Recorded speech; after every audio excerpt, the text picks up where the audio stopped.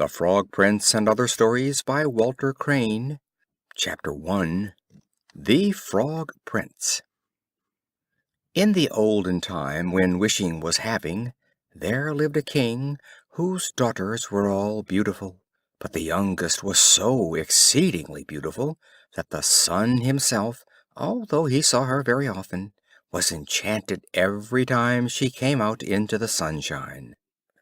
Near the castle of this king was a large and gloomy forest, and in the midst stood an old lime tree, beneath whose branches splashed a little fountain. So, whenever it was very hot, the king's youngest daughter ran off into this wood and sat down by the side of this fountain, and when she felt dull, would often divert herself by throwing a golden ball up in the air and catching it. And this was her favorite amusement. Now, one day it happened that this golden ball, when the king's daughter threw it into the air, did not fall down into her hand, but on the grass, and then it rolled past her into the fountain. The king's daughter followed the ball with her eyes, but it disappeared beneath the water, which was so deep that no one could see to the bottom. Then she began to lament, and to cry louder and louder, and as she cried, a voice called out, "Why weepest thou, O king's daughter? Thy tears would melt even a stone to pity." And she looked around to the spot whence the voice came, and saw a frog stretching his thick, ugly head out of the water. "Ah, you old water paddler," said she, "was it you that spoke? I am weeping for my golden ball, which has slipped away from me into the water." "Be quiet and do not cry," answered the frog. "I can give thee good advice. But what wilt thou give me if I fetch thy plaything up again?" "What will you have, dear frog?" said she. "My dresses, my pearls and jewels, or the golden crown which I wear?" The frog answered, "Dresses or jewels or golden crowns are not for me. But if thou wilt love me, and let me be thy companion and playfellow, and sit at thy table, and eat from thy little golden plate, and drink out of thy cup, and sleep in thy little bed, if thou wilt promise me all these, then I will dive down and fetch up thy golden ball." "Oh, I will promise you all," said she, "if you will only get me my ball." But she thought to herself, "What is the silly frog chattering about? Let him remain in the water with his equals. He cannot mix in society." But the frog, as soon as he had received her promise, drew his head under the water and dived down. Presently he swam up again with the ball in his mouth, and threw it on the grass. The king's daughter was full of joy when she again saw her beautiful plaything, and, taking it up, she ran off immediately. "Stop, stop!" cried the frog. "Take me with thee. I cannot run as thou canst." But all his croaking was useless, although it was loud enough. The king's daughter did not hear it, but hastening home soon forgot the poor frog, who was obliged to leap back into the fountain. The next day, when the king's daughter was sitting at table with her father and all his courtiers, and was eating from her own little golden plate, something was heard coming up the marble stairs, splish, splash, splish, splash, and when it arrived at the top, it knocked at the door, and a voice said, "Open the door, thou youngest daughter of the king." So she rose and went to see who it was that called her, but when she opened the door and caught sight of the frog, she shut it again with great vehemence, and sat down at the table looking very pale. But the king perceived that her heart was beating violently, and asked her whether it were a giant who had come to fetch her away, who stood at the door. "Oh, no," answered she, "it is no giant, but an ugly frog." "What does the frog want with you?" said the king.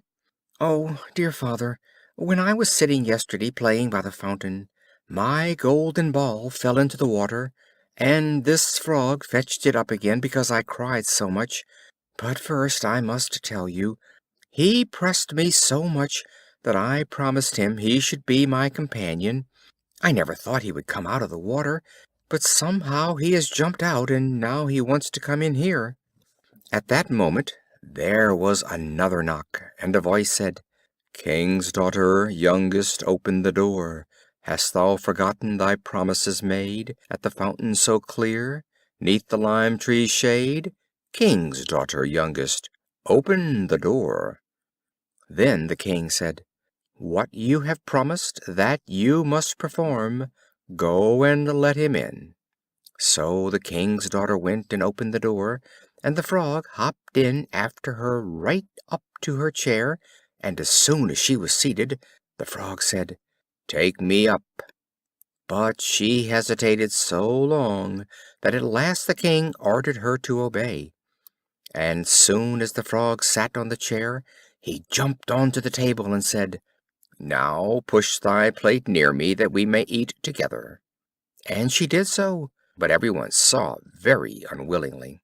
The frog seemed to relish his dinner much, but every bit that the king's daughter ate nearly choked her, till at last the frog said, "I have satisfied my hunger and feel very tired. Wilt thou carry me upstairs now into thy chamber, and make thy bed ready, that we may sleep together?"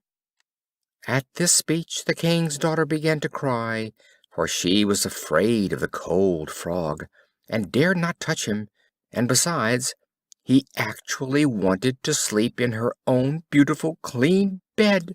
But her tears only made the king very angry, and he said, "He who helped you in the time of your trouble must not now be despised." So she took the frog up with 2 fingers and put him in a corner of her chamber. But as she lay in her bed, he crept up to it and said, "I am so very tired that I shall sleep well. Do take me up, or I shall tell your father." This speech put the king's daughter in a terrible passion, and catching the frog up, she threw him with all her strength against the wall, saying, "Now will you be quiet, you ugly frog?" But as he fell, he was changed from a frog into a handsome prince with beautiful eyes, who after a little while became, with her father's consent, her dear companion and betrothed. Then he told her how he had been transformed by an evil witch, and that no one but herself could have had the power to take him out of the fountain, and that on the morrow they would go together into his own kingdom. The next morning, as soon as the sun rose, a carriage drawn by 8 white horses, with ostrich feathers on their heads and golden bridles, drove up to the door of the palace, and behind the carriage stood the trusty Henry, the servant of the young prince. When his master had changed into a frog, trusty Henry had grieved so much that he had bound 3 iron bands round his heart, for fear it should break with grief and sorrow. But now that the carriage was ready to carry the young prince to his own country, the faithful Henry helped the bride and bridegroom, and placed himself in the seat behind, full of joy at his master's release. They had not proceeded far when the prince heard a crack, as if something had broken behind the carriage. So he put his head out of the window and asked Henry what was broken, and Henry answered, "It is not the carriage, my master, but a band which I bound round my heart when it was in such grief because you were changed into a frog." Twice afterwards on the journey there was the same noise, and each time the prince thought that it was some part of the carriage that had given way, but it was only the breaking of the bands which bound the heart of the trusty Henry, who was thenceforth free and happy. End of The Frog Prince.